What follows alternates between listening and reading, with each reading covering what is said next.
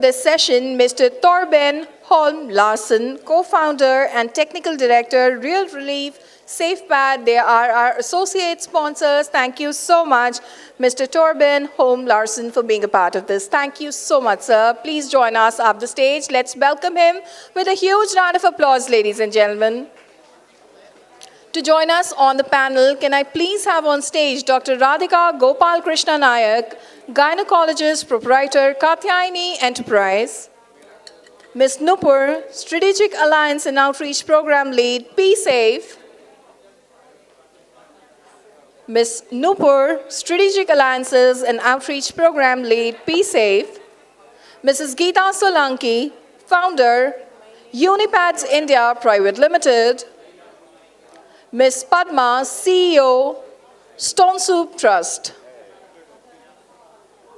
Please join us up the stage for this breakaway session.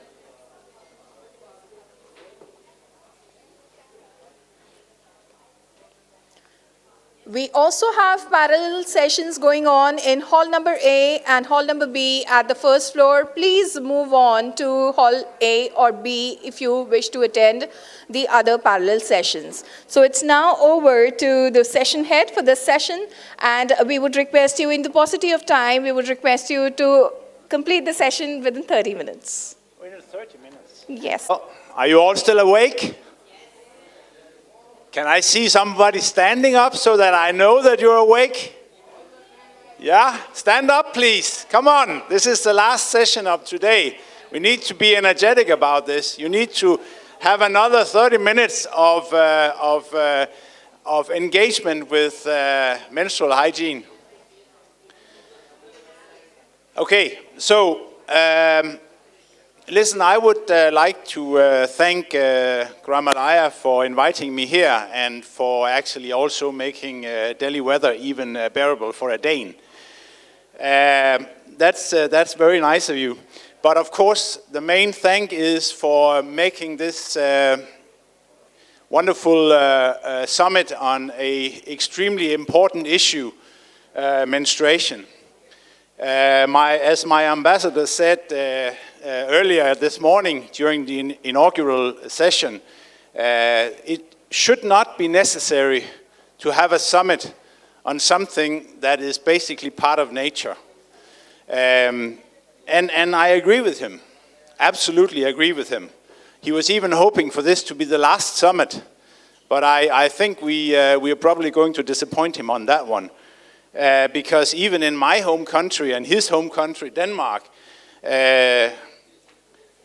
menstruation is still a taboo. It's difficult to talk about. It doesn't come to the surface very easily.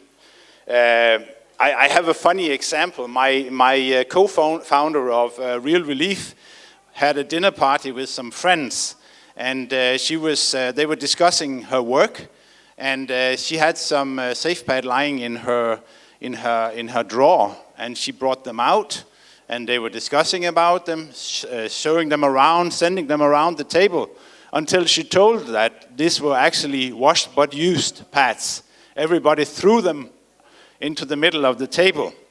So nobody wants to really get in touch with menstruation. It is still a taboo, as we have been discussing. For a very long time.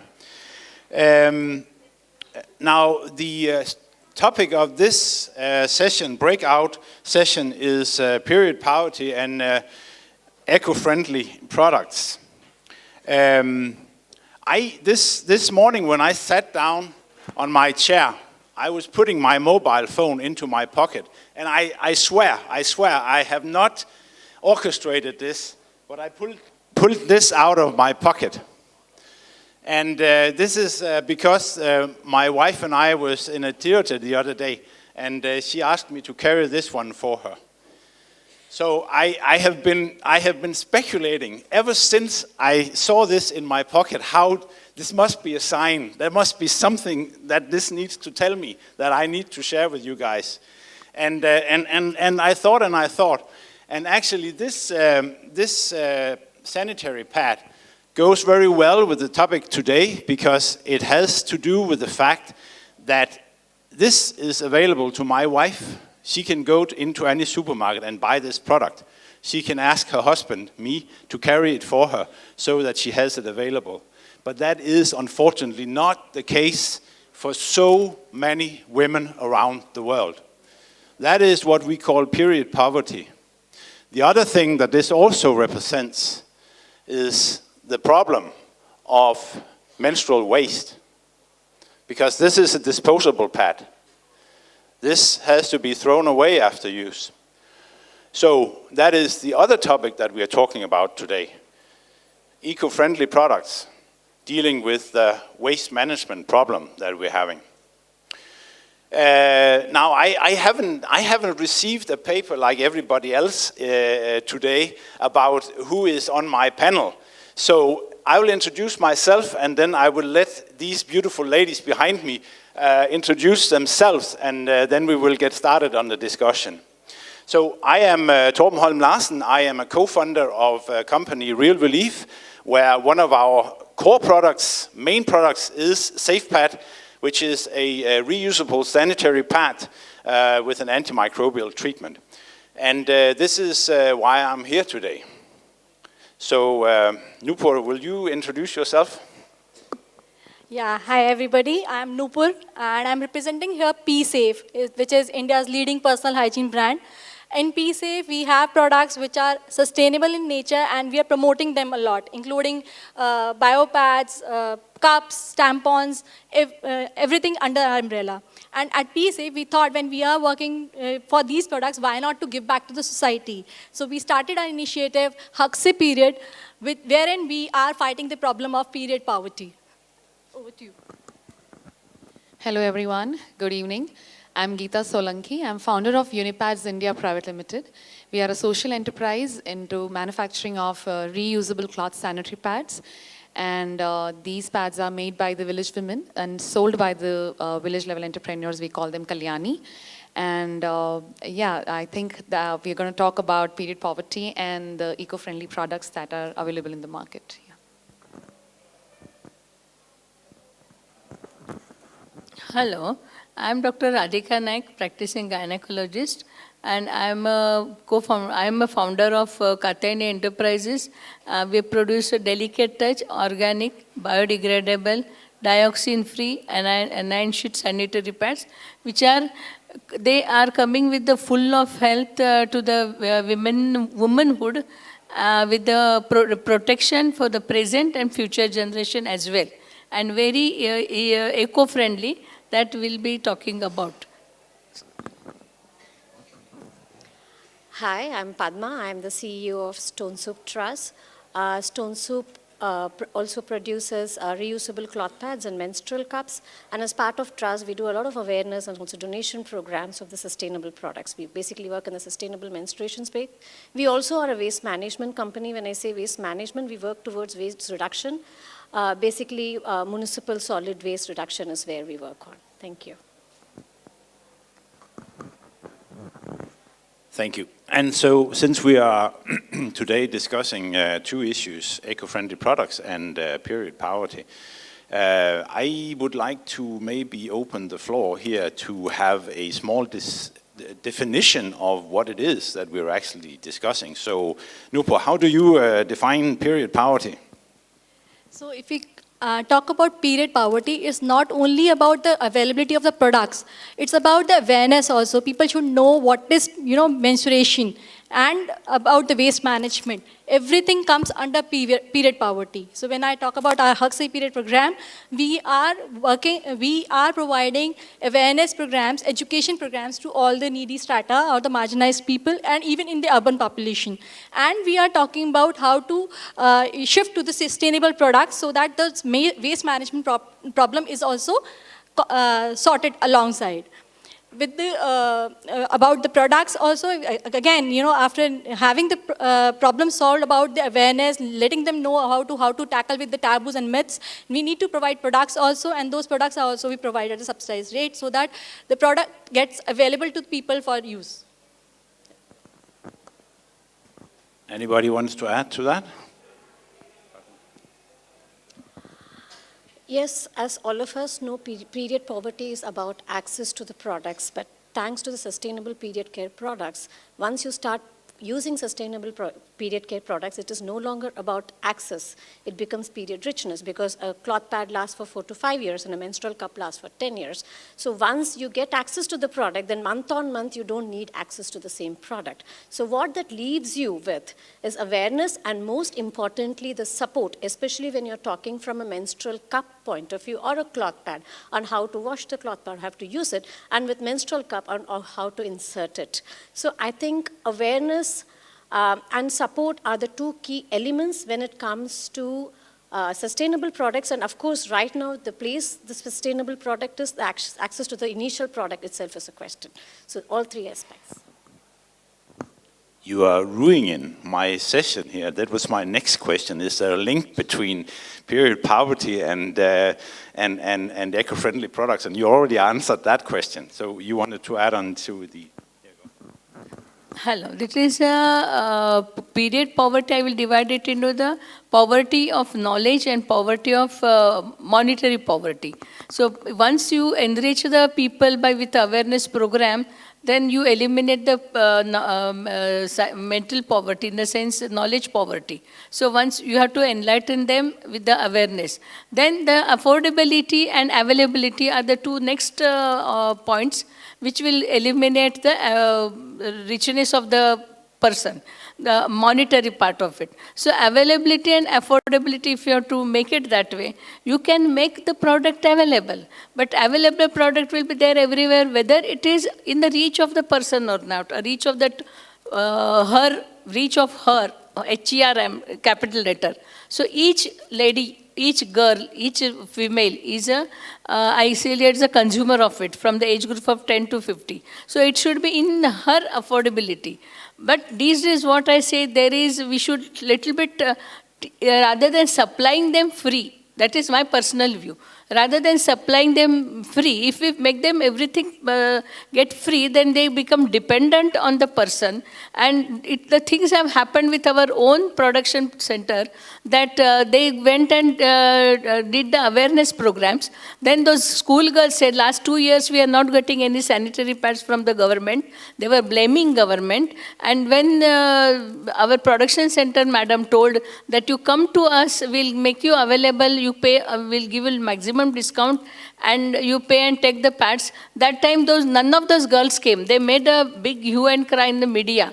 But when we said we will make it available at a reasonable rate, they did not come. So that means by supplying them free, you make them dependent on us, and they just know to blame it. So we should teach them also to spend for their health, because we have learnt that even the poorest of the poor person, at the end of the day, he can spend for his peg. Maybe 1 pegs or 2 pegs, so around 50 to 100 rupees he spends for his alcohol. Then these children spend for their, kurkure and remaining things, these things. So those things which are going to harm their health, that they are ready to spend, but they are not ready to purchase their wife, for the wife, the organic or whatever the way, the sanitary hygiene products. So that means you are self-creating that way. You should teach them that they deserve health first, and this unnecessary thing they should eliminate and remove it from their life. So that once they understand, then availability is there, knowledge is there, then it has already become affordable. Definitely you have to cut down, get some help from somewhere, but I don't believe in giving free things. Free things make them dependent on you, and you are at the receiving end all the time. So this is what is my personal thought is. Okay, thank you very much, Dr. Radhika. My panel is not doing a lot to help me, because that was my third question. But at least you are doing a lot to help me keep the time of this, because we have been restricted to 30 minutes. So I'll pass the mic to you, Geeta, with my last question before we turn it over to the audience to ask the questions. So when we are talking about eco-friendly products, we are talking about reusable sanitary pads. We're talking about biodegradable or compostable pads. We're talking about period panties. We're talking about not least, the cup. Share your ideas of how do we rate the eco-friendliness of all of these products? Very nice question, actually. Given my first-hand experience and my background, so I come from an agriculture background, and if I talk about my first periods, the first thing that my mom handed over me was a black rag. You know, it was cut out piece from a cotton petticoat, and that was the first thing I used in my vacations. And then in boarding school, I was told that it's very unhygienic, you shouldn't use it, you should be switching on to the disposable pads. All my life I used it. And in 2017, I was diagnosed with Bartholin's cyst, which is a vaginal cyst, and using a disposable pad was completely out of question because of the friction that it would create against the skin, and it would just go unbearable. So that was the time when my mom came out again and just handed over me a clean piece of cloth saying that, why don't you use this? You don't have any other option. I was like, no, it's unhygienic, you know. She's like, very simply, very layman, she just told me that I have been using this all my life. I never had any problem. Your grandmothers have used it. They never had any problem. That made me think that our traditional practices were very, very sustainable. They were not at all wrong in any senses, provided the fact that, yes, the taboo makes it a problematic statement. I would say problem when they don't wash it properly with clean water, or they don't sun dry it. But otherwise, cloth has never been a big challenge as such. The only challenge for the working women when they start, going out was just the discomfort they might feel it in changing and washing the cloth. And that's when I thought, yeah, this is one. So when I talk about all the different products that are available, I think, yes, when you want to actually rank them, I would rank menstrual cup the top one, because we know that it lasts for a really long time, almost 8 to 10 years, and they are made out of medical grade silicone. So yes, it is very much a best sustainable product. And obviously I would rank the cloth pads after that, because yes, it has a longer life compared to any other disposable options available in front of us. And yes, the period panties, it depends on the comfort level. So when I talk about Unipads, whenever we take any awareness sessions among adolescent girls in villages, rural, we never promote a particular product. We always go with a basket of product wherein we have them to feel and touch each product in the basket. That is including tampons, the cloth pads, rags, disposable pads, biodegradable pads, menstrual cup. And I feel personally that it is a personal choice of the person who is actually going through that, her body's changes. She is supposed to decide for herself which product is best for me. I'm no one to tell her, no, cloth pads is not, is the best thing for you. Or you should be switching to menstrual cup because that's the best option available in the market. No, it is her choice. Let her try different products and then decide for herself what is good for me. So for supposedly my niece, she has terrible, terrible PMS when she can't even get up from her bed. So using a menstrual cup for first 2 days, even if she does, first 2 days, it's not possible. She just doesn't feel like going into and inserting it inside. So then for her, the best thing is a cloth pad during that 2 days. And after that, she easily switches over to menstrual cup. So it can be a combination. And for everybody, it can rank differently. So it's a personal choice, I'd say.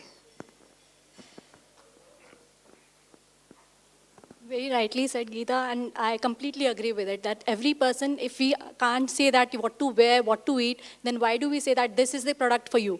It's on personal choice. Every individual is different, and they should be given a choice that what suits you best and you feel is best for the environment as well. So you choose it yourself, and that's how you should rank it. And I would say that Gen Z is so experimental and decision maker that they decide on their own. They don't want to listen to anybody, and they want to try it and decide on their own what is best for them. Yeah. Any further comments?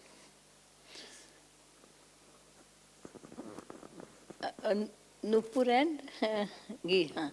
So I'll go little a different way. Means she ranked first, second, third. I will go first, third, second, first, like that. You understood? I got my own logic to say that, because I always put disposable sanitary pads at the top, because you can, and that should be organic one. So I believe in organic, biodegradable, dioxin-free sanitary pads, which are empowered with the anion sheet. So that is the first, should be the first choice. Because first of all, they are disposable, they are not reusable. So anything which is disposable, it is always better you get away with that. And because of that, even medicine also, we used to previously have reusable syringes. We used to boil, reboil, and do even autoclave and all that. But now it has totally gone out of it, because the disposable have come up. And disposable are the safest one these days. So this is regarding the disposable parts. The second thing is, when you are using organic, biodegradable, dioxin-free, you are sure that there's no chemical is entering in the body, and then it is once that chemical enters into the body, it enters in the uterus also, and it gets stored in the uterus. From that uterus, when that lady gets pregnant, it goes to the child, means unborn fetus. It goes to the unborn fetus, and before birth only the child is loaded with dioxin. So these babies which are born, they get at a very neonatal age or young infancy or childhood, they get big diseases. So that is very much common with this. So by using dioxin-free sanitary pads, you are making sure that the present generation also is protected, and future generation also coming to the world is also protected. That is the second one. And third, I said about that organic. Because of it is organic, it is biodegradable. Biodegradable definition is anything which, when you are dumping in the soil, gets decomposed within, totally decomposes into the soil within 20 years. That is the actual definition. But there are biodegradable sanitary pads which are made from jute fiber, banana fiber, cornstarch, all these things within 1 year or so. My sanitary pads decompose within 1 year. So that is totally biodegraded, and it enriches the soil, which is proven with the lab test and all that. So all this, with all this scenario, what happens? You dispose this waste also, it creates new fertilizers, means in the sense compost. That compost is so rich in micronutrients, so it enriches the soil and gives a very good produce when you are using it. So another industry you will be able to develop it. From the PAD University, you can have the compost this unit also. So that can be, industry also can be grown like that. So it is disposable, so you don't have to washing, water saving will be there, then energy saving will be there. And there is no scare of getting the infection and all that. Because even when your washing point comes, everybody's definition of cleanliness is different. Then availability of water, soap, drying facility, all that should be there. So these are the minor points. Means according to me, I'm talking all this. And cups, usually I don't like that, because see, vaginal pH is acidic. And you are putting cup inside, which is collecting blood over 3 to 6 hours, and that acidic media becomes alkaline. And alkaline media with full of blood there is an invitation for any infection. So any infection getting blood there in the vagina, making it alkaline and giving an invitation for infection. That is why when the cups are used, bacterial vaginosis and toxic shock syndrome are common. So these are the things which are there. If anybody is taking care of all this and have got emergency measurements are there, then they can go ahead for that. So this is why I rank it that way.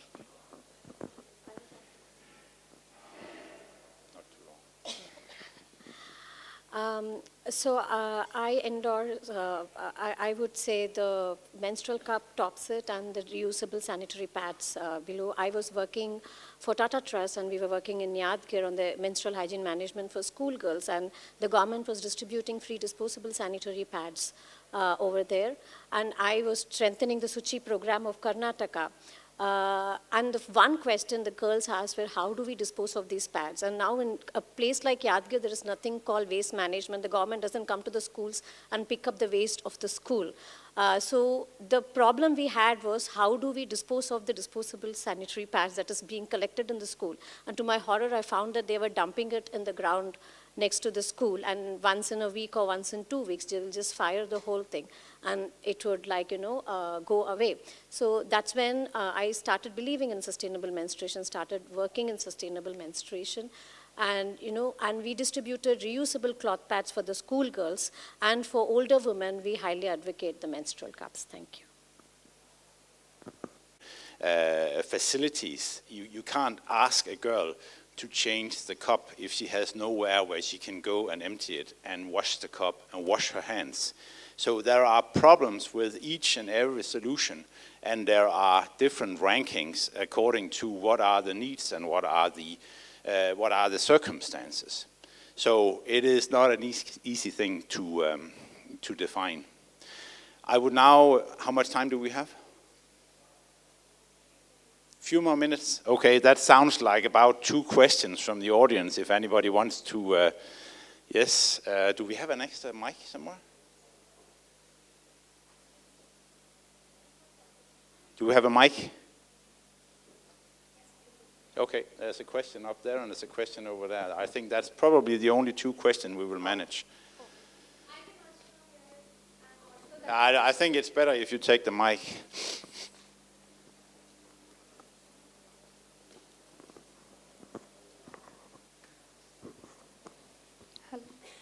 Hello.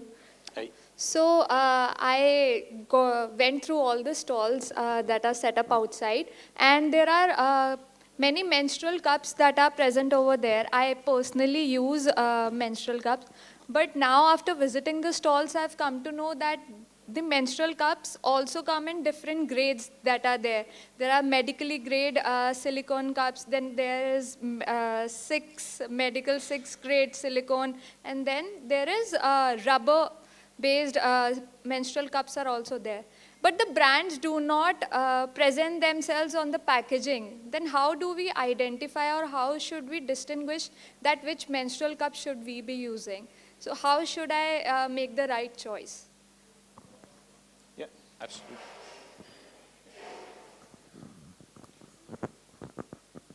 So when it comes to menstrual cup, you need to be very careful that it is made of medical grade silicone, and also ensure that you are given a good support this thing to use the menstrual cup with the purchase of the cup. So that is what I would recommend. You wanted to add something, Nupur? I would just say the same thing, it's very important. You're going to insert something inside your vagina. So you need to make sure the product, the material being used for the manufacturing of the product is just right. And I would really advocate 100% medical grade liquid silicone for the menstrual cup. That is, least infection prone product. And it is the product which is being used for the breast implant as well.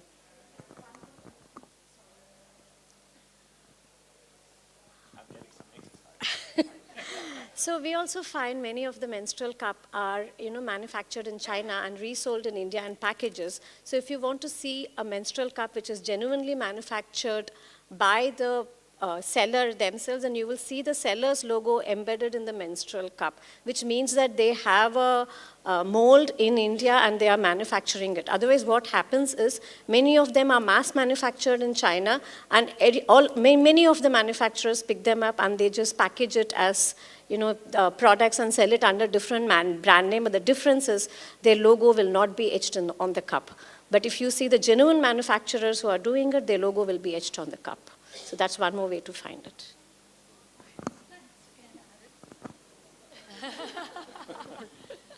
I'm sorry, just like as she said, that brand authentication is important to know the authenticity of the product, and also because recently government has also given the standards which should be followed to manufacture cups.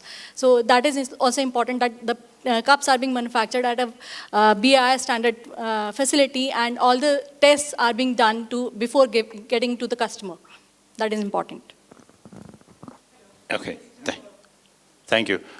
I think we had a question up at the back there. No? No? Okay, go ahead. Go ahead with the question. No, it's a very simple thing. I'm a pediatrician, but I'm just saying that nobody's talking about that a a girl who is virgin, how she's going to insert the cup. It has to be only for the women who are married or not virgin. So that is never been talked about or told. So it's important that we should emphasize that. So, as a menstrual, I know, yeah. Thank you so much. Yeah, so as a menstrual educator, we highly recommend that girls who are not married, use reusable cloth pads. But having said that, I have so many schoolgirls working with me who are using the menstrual cup just because the mother uses a menstrual cup and believes that from her first period, she should start using a menstrual cup. And Stonesoup, especially has designed cup for people who are not married. Our cups don't come in different sizes, but it comes in different thickness, yes. So we have a softer cup for virgins. It's easier to insert, but the catch is, we all know the cup creates a vacuum in this thing, so the vacuum created is less, but virgins have tighter muscles, so the cup is secured. But as you progress, you change to the harder cup. So there is a medium cup under this thing cup. So that's why I say with menstrual cup, the key is support and to know, what you're putting inside your vagina and take the help of whoever is doing it to help you go through the process for the initial few days. Yeah. Did you want to add something, Nupur?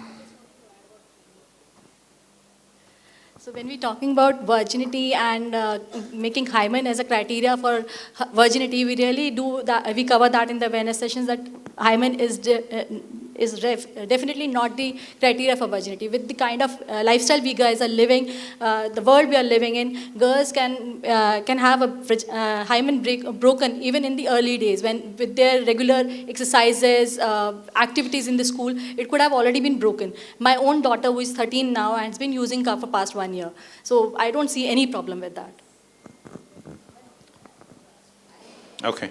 So we had you. Yeah, thank you. Okay, thanks. I'm Dr. Arundhati, I'm with MHAI, and I've done a lot of work on menstrual products. And my question to you, some of you already know me, is that product standards become really important, especially when we're looking at a very rich landscape of menstrual products that exist in India.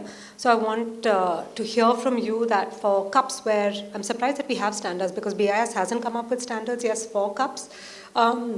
But we do have standards for reusable cloth pads. We have standards for disposable pads. And in fact, Real Relief has been a part of our reusable standards for cloth pads in India. So what's your take on ensuring that your products, especially for cloth pads and even for disposable products that consider themselves to be biodegradable or eco-friendly, are you aware, how do we create greater awareness of these standards and ensure that our products are tested to meet the standards that exist by the Government of India?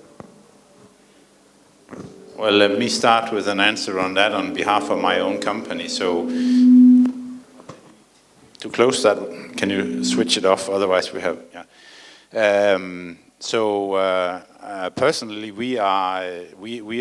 my company is doing a lot into quality assurance on our product.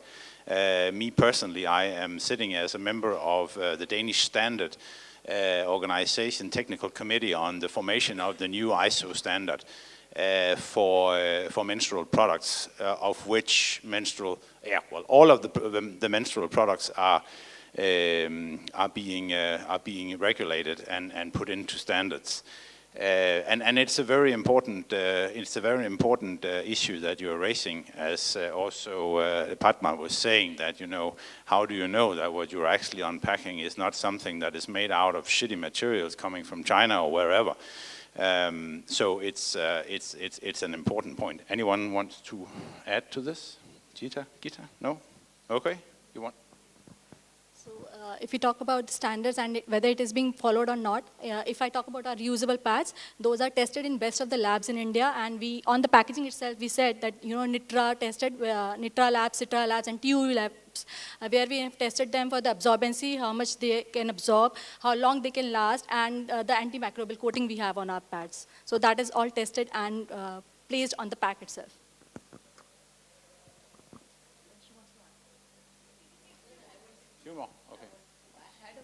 for those people who are. My question to the cups people is whenever, because now this topic in this is such eco-friendly pad is the subject of this also. So I was just, I'm asking you all people that today or tomorrow, maybe down the line, 4 years, 8 years, 10 years, cups has to be disposed, isn't it? It cannot be permanent, lifelong thing. And since it is in a synthetic thing, whatever, it is not an organic thing, how we are going to dispose it, one thing, and what will be the end product of it? Means the disposing, how it will be ending it.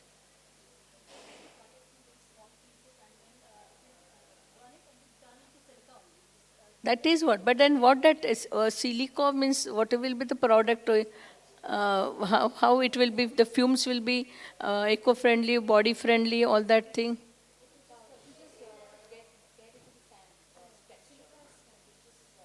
Miss silicon things you burn because it turns into the silicon. Then why just you can't leave it there and it will turn into the silicon? It usually goes into a medical grade incinerator, into this thing, and goes into a medical grade incinerator and incinerated at a certain temperature, and it turns into sand. And it's just 15 grams when compared to so many pads that you dispose of every year and every month, right? So it's just at the end of 10 years, it is just one 15-gram menstrual cup that we are throwing out. So the thing is you need to send it to an incinerator and it gets incinerated and it turns into silica. And per woman, it is just 15 grams of menstrual cup, or in the case of cloth pads, it's about, for 5 years, say 5 to 6 cloth pads that you have to handle. Vis-a-vis the amount of, probably a woman uses, I don't know what's the number now, but, pads, so many pads every, 44 kilos of pads, yeah. Yeah.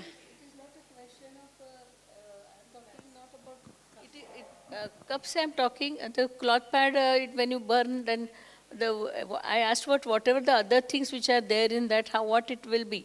And another thing, you are talking now today, it is for one lady, it will be 3 cups. But there will be so many ladies will be having that product at the end of the 10 years. 15 grams. Per lady, then for so many. So in medical grade incinerator, But then the same thing can happen in the organic enterprise, which will create a compost in so many which can be used. That is, I'm talking about organic, not non-organic. Yeah, so 45 kgs against 15 grams. So obviously the cost. Okay, we will discuss this. Let's take that discussion outside. Yeah. We still have more. We still have more questions to come from the audience. So there was one guy that actually, a very wise guy, told me some years back. Don't let perfect be the enemy of good, and that's basically the point. And I agree with Padma on exactly that one. Please. When we are talking about period poverty, then the cost of each and every product does matter in a country like India. That is one. Another thing is that when we are talking about biodegradable thing, then who is going to compost it and where? That is the biggest issue.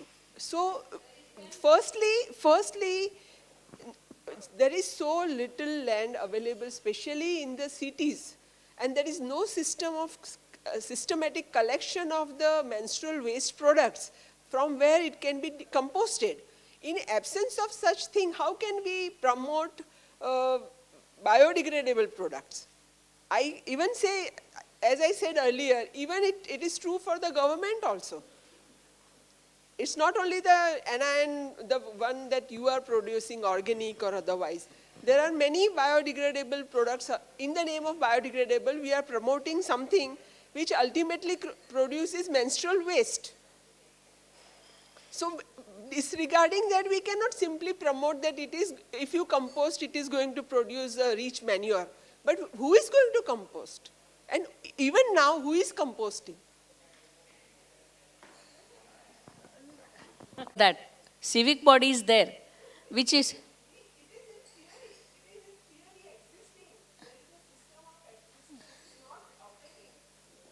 That is a failure on our side, no? It is a human failure. System is who is running that system? We are only that is there for all everything. Means what I'm telling you that it should be sustainable and it should give end result should be a very healthy to the society as well as the environment. Whatever the end result is coming from any source, it should be eco-friendly.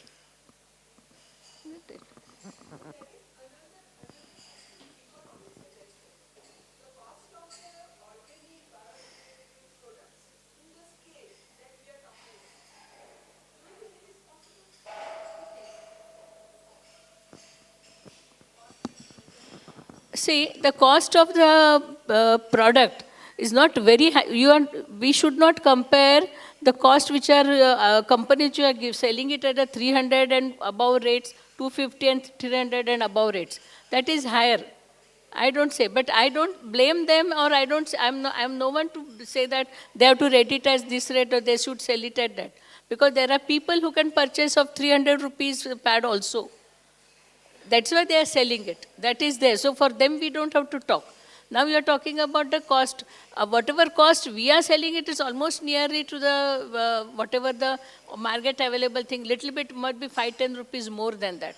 And I think we should teach them that non-organic sanitary pads, what harm they are doing. They are not saving money in that. Rather than they are giving it to the doctor and getting in bargain, they are getting ill health. That they should understand. So if they want to live happily, they have to use any method which is helping their health to grow, rather than saving their little money and getting at the end result as any diseases. And that money will go to doctor or parlor or something like that. It will not remain with them, and end result they will get pain also. Okay, there's a disagreement here. That's good. That's good. But I would highly recommend that we also remember the wise word this morning from Damodaran. Yeah, the Gamalaya's founder, that we should not fight each other. We should all be part of the solution. So, and again, I'll repeat, do not let perfect be the enemy of the good. But of course, there is a need to sort of enlighten people and grade the different eco-friendly products up against each other, because each and every one can do something and can do something different than the other. But again, let's work together on it. Are there any more questions? I think we have time for one more before we close, if there is any. No? Okay, I'm just being shut down. You want to make a point? Last point from here. Is it okay? So I just want to end by saying, due to period poverty, let's just not give cash-free periods. Let's make it cash-free, trash-free, rash-free, and shame-free period for our women. Thank you. So that was last remark of today. Sorry, it's always a problem. We don't have time enough, but there we are. So can I please ask you to give a large round of applause for the great panel that I've had here. Thank you. Well, thank you so much, Mr. Torben, Holm, Larsen. It was an incredibly, wonderfully moderated panel by you, sir. Thank you so much for moderating this panel so wonderfully. I would now invite Mr. Bindu Bhushan Dubey to please felicitate our panel members. First of all, I would request you to felicitate our panel head for this session. Thank you so much, Mr. Torben, Holm, Larsen, one more time for so beautifully moderating this session. He's the co-founder and technical director, Real Relief and SafePads. Thank you so much, sir.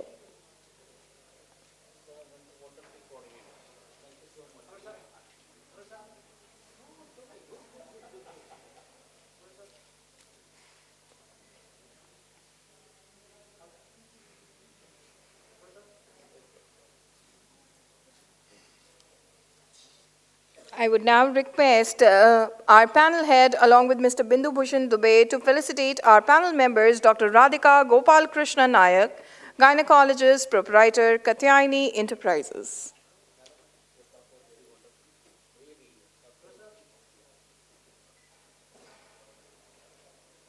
I would now request Ms. Nupur, Strategic Alliance and Outreach Program Lead, PSAFE, to please step forward for a felicitation.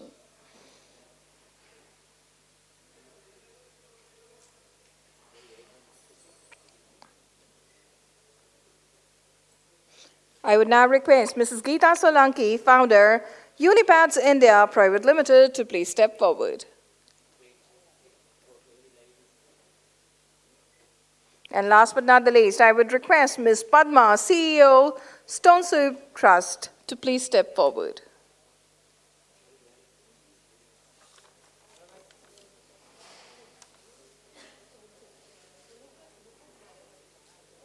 We have with us Mr. Bindu Bhushan Dubey. He would like to say a few words. He is the National President, Akhil Bharatiya Shanti Pratishthan, Global Goodwill Ambassador, Gramalaya. So I would request him to please say a few words.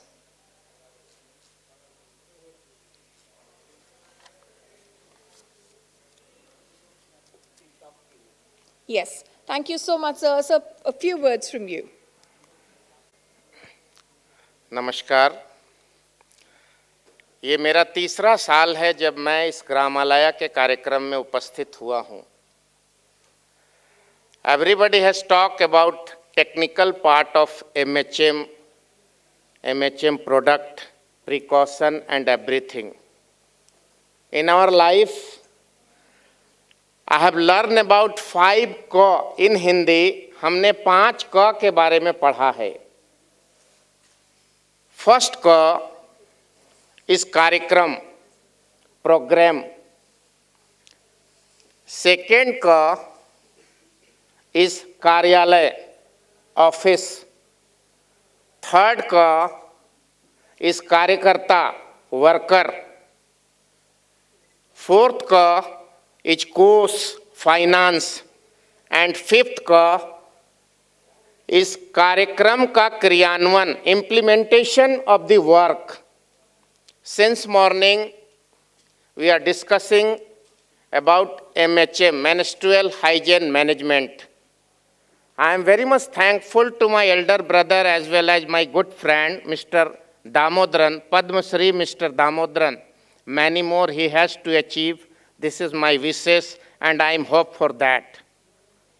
We have to make a road map, how to go each and everybody and how to touch the last man of last row of this country. There are 750 districts in the country. 30 crores students are studying in the school and colleges. Since class 1 to master degree, 30 crores students are there. Out of 30 crore, 15 to 60 crores girls child are there. Out of that 60 crore, around 10 crores girls child are facing the MHM, Menstrual Hygiene Management. As well as we have to go for co-education also. If a male boy will not aware about MHM, then how he will support to female? As a brand ambassador of this holy organization, I would say holy because Damodran is not doing anything for finance. He is doing as a services of motherland. I am proud to associate with him. There are 750 districts of the country. I have a road map and I wanted to discuss with Damodran sir because I was also busy on my environmental issue. Basically by nature I am an environmentalist. I did more than 1,500 programs since last 10 years. In 20 states of this country. My feeling, my roadmap for this holy organization to touch the government, to touch the syllabus committee of Human Resource Development Ministry. Whatever my great sisters were talking about the technical part of cups, MHM product, cloth pad, etc. My feeling to make a chapter on the syllabus between class 3 to 10, 12 master degree. After 10 or 9 years of the female child as well as male child, he should aware with the syllabus, because it is the question of the health, the best health of half population of the world. आधी आबादी के स्वस्थ जीवन का राज यही है. If the half of population of the world will not be healthy, then entire community will be unhealthy. एक माँ अगर घर में बीमार है, if mother is not well, then entire family is going to collapse. This is the nature of the society. My request to touch the Human Resource Development Ministry, to touch the school and colleges, to touch the CBSE, to touch the UGC, to touch the syllabus. Now this is the part, our technical part about MHM, our technical part about sanitation, our technical part about drinking water is excellent in the ground of Gramalaya. But practically, since morning, Jal Shakti Mantralaya director was talking about the rivers. I am very sorry to say, this is my research. There were 950 rivers in the country. 350 rivers has been finished due to illegal construction in India. We are listening a song, Ganga, Yamuna, Saraswati. Yamuna and Saraswati has finished. Only Ganga, half Ganga, is alive. 2,525 kilometer Ganga flow.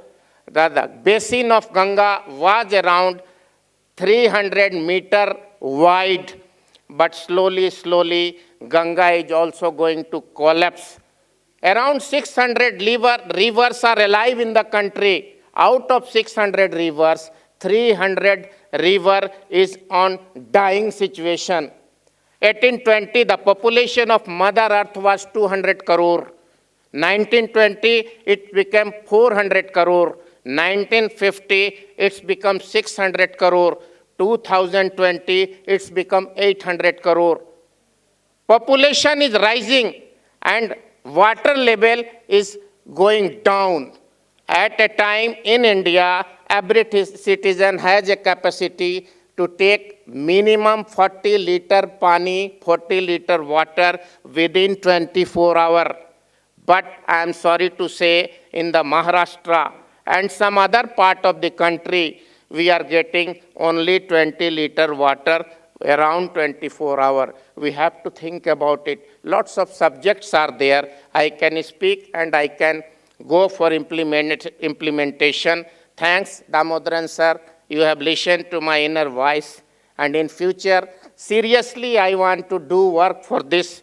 If your blessings will be there, I will go miles to miles with you. Otherwise, God is there. Your inner sense, your honesty, I salute for that. I congratulate to Gramalaya. Thank you very much.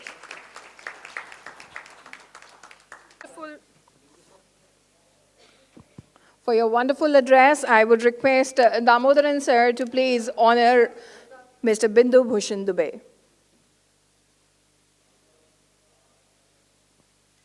Engaging in such a thought-provoking and informative discussion at the breakaway session 1, which we had in the main hall.